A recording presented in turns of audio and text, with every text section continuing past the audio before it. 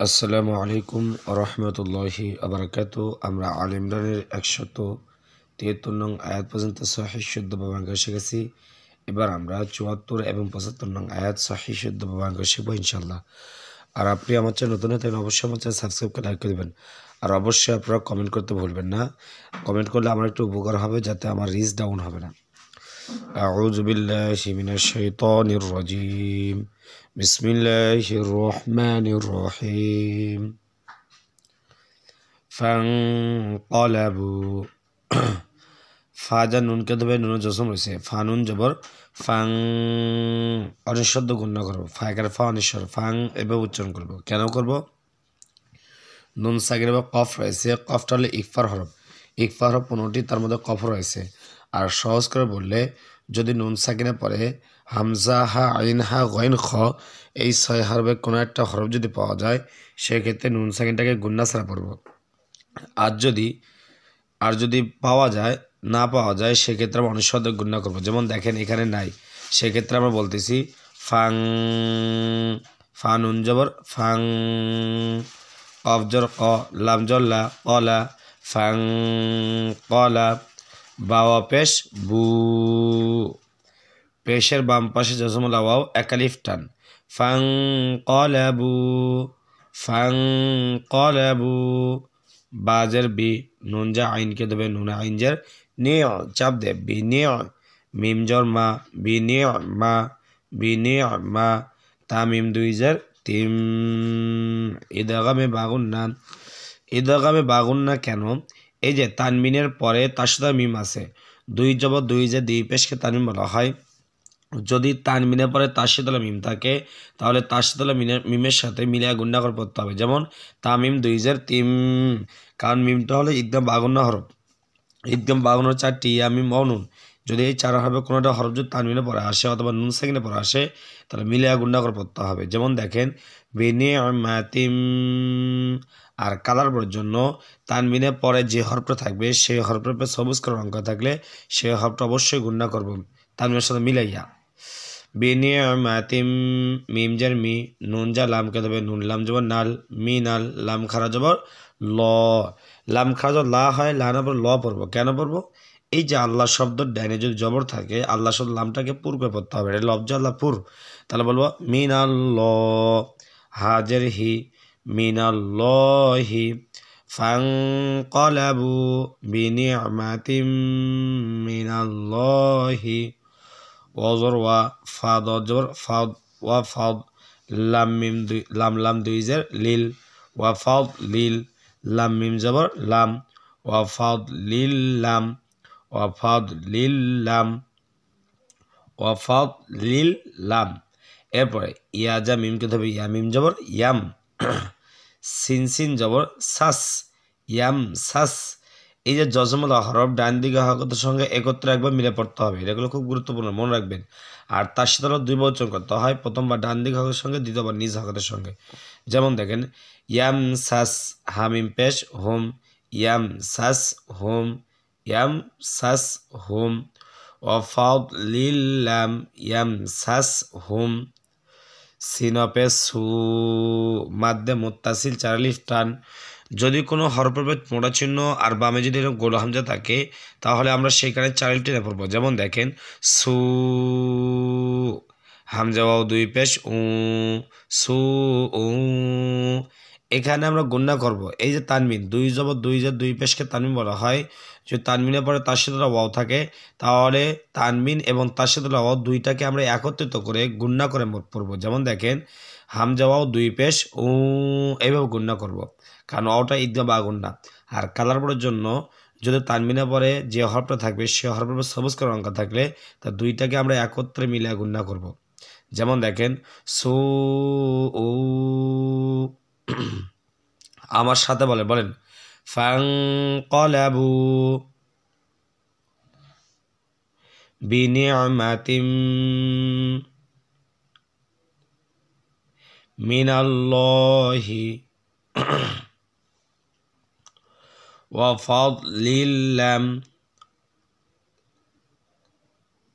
ইয়ামসাসহুম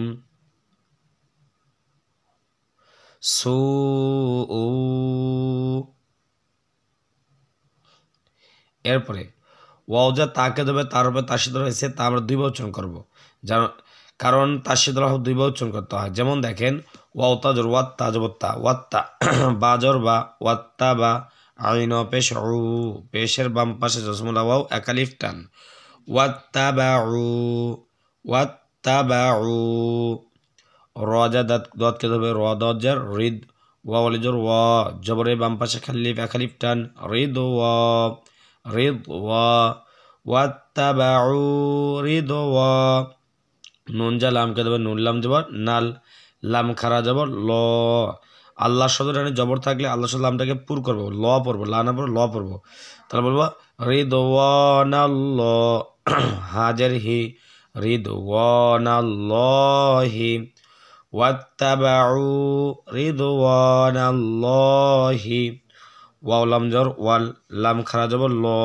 ওয়াল্ল হা পেশ হু ওয়াল্লাহু এখানে কেন লাম খাজো লা হয় লা না পড়ে কেন ল পড়লাম অবশ্যই কমেন্ট করে জানাবেন। ওয়াল্লাহু জাল পেজু পেশের বাম পাশে জজমলা ওয়াও একালিফ টান তাহলে বলবো ওয়াল্লাহু যু ফাদ অজর ফাদ লাম দুইজার লিন ফাদ লিন আইন জবর আ জয়াজ জি আজি জেরে বাম পাশ জসমলা ইয়া একালিফ টান তাহলে আজি মিম দুইজার মিন আজিমিন ফাদলিন আজিমিন এখন যদি অফ করে থেমে পড়ি তাহলে মিমের উপর সাকিন দেবো ইয়ার উপর সাকিন আছে আবার মিমের উপর সাকিন দেবো দিয়ে জটাকে আমরা 3 আলিফ টেনে পড়বো এইভাবে বলবো আজিম ওয়াল্লাহু যু ফাদলিন আজিম আমার সাথে বলেন ওয়াত্তাবাউ রিদওয়ানাল্লাহি ওয়াল্লাহু যু ফাদলিন আযীম।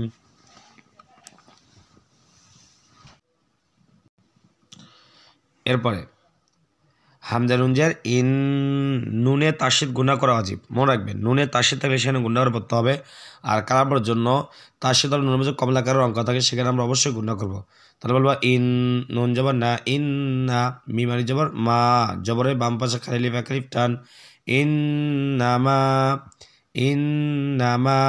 জাল খা জবর যা একালিফ টান খা জবর লাম জাল্লি জা আলি কাপ পেশ কু জালিকু মিম যা শিনকে দেবে মিম শিন পেশ মুশ জালিকুমুশ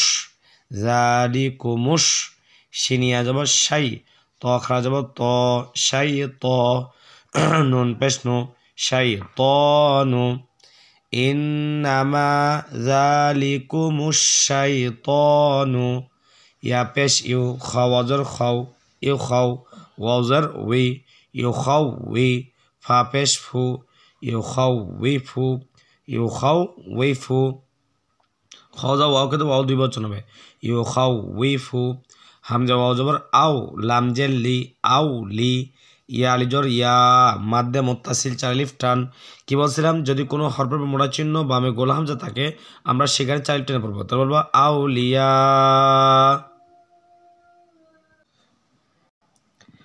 হামজা জবর আ হা উল্টা পেশ হু আহু আউলিয়া আহু তাহলে এখান থেকে বলি বলেন ইন্নামা জালিকুমুশ শাইতানু ইউখাউইফু আউলিয়াহু এরপরে ফাজর ফালা মানে জল্লা ফালা তা জবর তা খালিজর খ তা খ এ লা একালিফ খ একালিফ কেন জবরের বাম পাশে খালিফ রয়েছে তারপর বলবো ফালা তা খ ফাওয়া পেশ ফু পেশের বাম পাশে জসমলা ওয়াও একালিফ টান ফালা তা খাফু হামিম পেশ হুম তার উচ্চারণ হবে ফালা তা খাফুহুম ওয়াজর ওয়া খালিজর খ জবরের বাম পাশে খালিফ একালিফ টান ও খ ফাওয়া পেশ ফু, পেশের বাম পাশ জসমলা ওয়াও একালিফ টান। অখ ফু, নুন জের নি, অখফুনি। ফালা তাখাফুহুম ওয়াখাফুনি। হামজা নুন জের ইং, ইকফা, কাপ নুন পেশ কুং, ইকফা। ইং এবং কুং আমরা দুইটাকে নাকের ভিতরে লোকে গুণনা করব। ইং কুং। এবার তামিম পেশ তুম। আবার এখানে দেখেন তামিম পেশতুম, তাজা মিমকে ধরবে, এই মিম সাকিন বাদ যাবে, তার সাথে মিমকে ধরবে। কেন ধরবে? যদি মিম সাকিনের পর আরেকটি মিম থাকে আর সেই মিমে তাসির থাকলে সেক্ষেত্রে এই মিম সাকিন বাদ গিয়ে পরে মিমকে ধরতে হবে, কারণ জজমের চাই তাসির বেশি শক্তিশালী। আর কালাবড়ের জন্য বলতে চাই, যদি মিম সাকিনের উপর আবার যদি মিম সাকিনের পরে হরফের উপর যদি আপনার সবুজ কালার রং করা থাকে, তাহলে মিম সাকিন এই মিম সাকিন বাদ দিয়ে পরে মিম সাকিন অর্থাৎ সবুজ কালার রং করাওয়ালা মিম সাকিনকে ধরতে হবে এই মিম সাকিনের পূর্ব হরফের সাথে মিলাইয়া। যেমন দেখেন তামিম পেশ তুম, হিং কুং তুম। আর এখানে কালার পড়ার জন্য যদি নুন সাকিনের পরে হরফের উপর যদি আপনার নীল কালার রং করা থাকে, তো নুন সাকিনটাকে অবশ্যই অনুসারে গুণা করবো।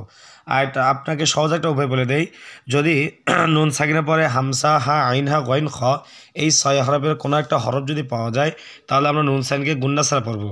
আর যদি না পাওয়া যায় তাহলে সেক্ষেত্রে অনুসারে গুণা করবো। যেহেতু এখানে নাই এখানেও নাই, সেক্ষেত্রে আমরা দুইটাকে অনুসারে গুণা করবো, বলবো ইং কুং তুম। মিম হামজা পেশ মু, মিম জের মি, মু মি। নুনিয়া জের নি, জেরের বাম পাশ জসমলা ইয়া একালিফ টান। মু মিনি, নুন জবর না, মু মিনি না। এখন তো অফ করে নুনে সাকিন দেবো, দিয়ে নিটাকে আমি টেনে টেনে পড়বো, তাহলে বলবো মু মিনিন। তাহলে আমার সাথে বলেন, বলেন ফালা তাখাফুহুম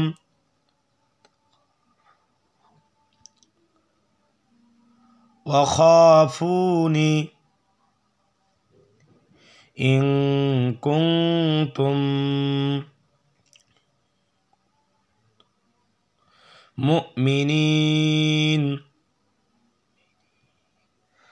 তাহলে আপনারা বুঝতে পারেন কীভাবে পড়তে হবে। যদি আপনার কাছে ভিডিওটি ভালো লেগে থাকে তাহলে অবশ্যই আমার চ্যানেল সাবস্ক্রাইব করে লাইক করে দিন। আসসালামু আলাইকুম ওয়া রাহমাতুল্লাহি ওয়া বারাকাতুহু।